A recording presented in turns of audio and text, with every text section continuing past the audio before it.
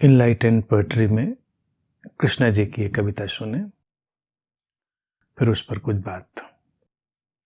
जिसको भटकना है वो भटक ही जाता है, जिसको भटकना है वो भटक ही जाता है, जिसको चलना है वो चलता ही है, जिसको अटकना है वो अटक ही जाता है।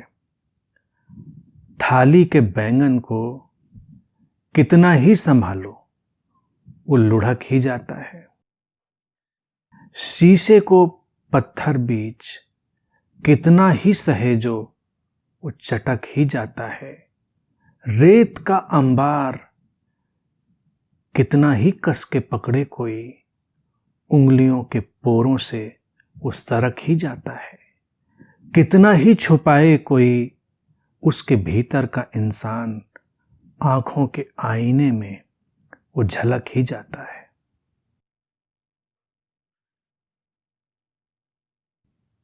यही जीवन, यही जीवन है, यही संसार है। तनाव मुक्त जीना है, बिना किसी उलझन के जीना है। जब हम देखेंगे तो एक ऐसी घटनाक्रम की स्थिति है, ऐसी हैपनिंग है जो बस चल रही है। भटकने वाले भटक ही रहे। उनके कंधों पर कोई बुद्ध बैठकर चल रहे हो, या दो दो बैठकर चल रहे हो, एक दाएं कंधे पर एक बाएं कंधे पर बुद्ध बैठकर चल रहे हो, एक दाएं कान में ज्ञान दे रहे हो, एक बाएं कान में ज्ञान दे रहे हो।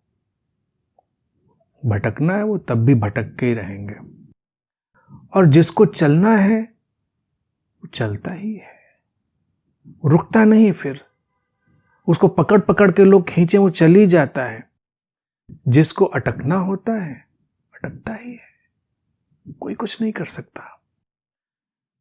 अब लोग जो थाली के बैंगन जैसे हो जाते हैं, कभी थाली में बैंगन रख के देखिए, लुढ़का लुढ़का घूमता है। इसीलिए लोग कहते हैं ना, क्या थाली के बैंगन हो गए हो, लुढ़के लुढ़के घूम रहे हो।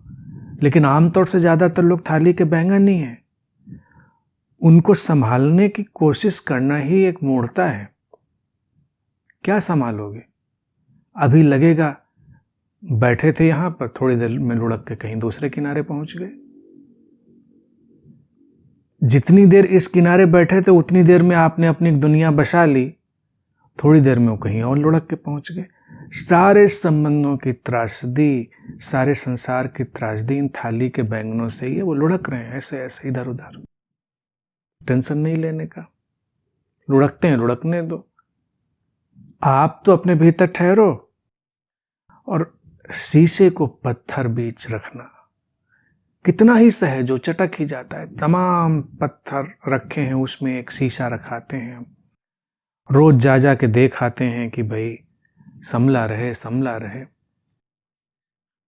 हम नहीं हिलाएंगे पत्थरों को, हमने पत्थरों को भी संभाल दिया था, लेकिन पत्थर तो पत्थर है, शीशा तो शीशा है। कब कैसे क्या होगा, कोई हवा चलेगी, कोई जानवर कूदेगा, कोई बच्चा वहां पहुंचेगा।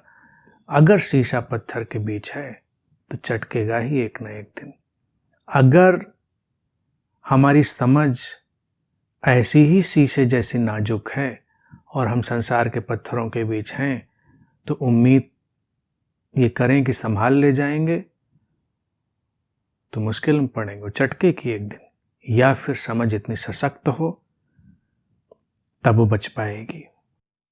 रेत का अंबार कितना ही कस के पकड़े कोई, उंगलियों के पोरों से वो सरक ही जाता है। जीवन ऐसे ही रेत के अंबार जैसा है, कितना कस के पकड़ो। लोग पकड़ने में लगे हैं ना, भावनाएं पकड़ने में, संबंध पकड़ने में, लेकिन वो ये भूल जाते हैं कि वो सचमुच में है कि ये वो एक किस्म की रेत है जिसका अंबार है। कई लोग रेत को सोना समझ के पकड़ लेते हैं। चमकती है, चांदी जैसी तो बेशक लगती है, धूप पड़ रही हो तो सोने जैसी भी लगती है, लेकिन हर रेत उंगलियों के पोरों से एक न एक दिन सरकती ही है। तो इसलिए उसको पकड़ने की जरूरत। उस रेत के घरौंदे बनाकर खुश होने की जरूरत नहीं। हर घरौंदा रेत का एक दिन ढहता है, इसको जान लेना बस। और कितना ही छुपाए कोई, उसके भीतर का इंसान आंखों के आईने में वो झलक ही जाता है। आंखें ऐसा दर्पण है, ऐसा आईना है, भीतर क्या है वो आंखों में झलकता है। इसीलिए आंखों को कहते हैं ना आत्मा की खिड़की। भीतर के इंसान को कोई कितना भी छुपाए, आंखों में वो आता ही है। अगर किसी के भीतर प्रेम का, करुणा का प्रवाह हो चुका है, वो कितना भी अपने को क्रोधी दिखा ले, कितना भी अपने को ये निगेटिव सेंस से, दूसरे सेंस से देखे, लेकिन उसकी आंखें उस प्रेम और करुणा को भूलने नहीं देंगी। और किसी की आंखों के अंदर अभी वासना, तृष्णा, भय सब फैला पड़ा है, वो कितना भी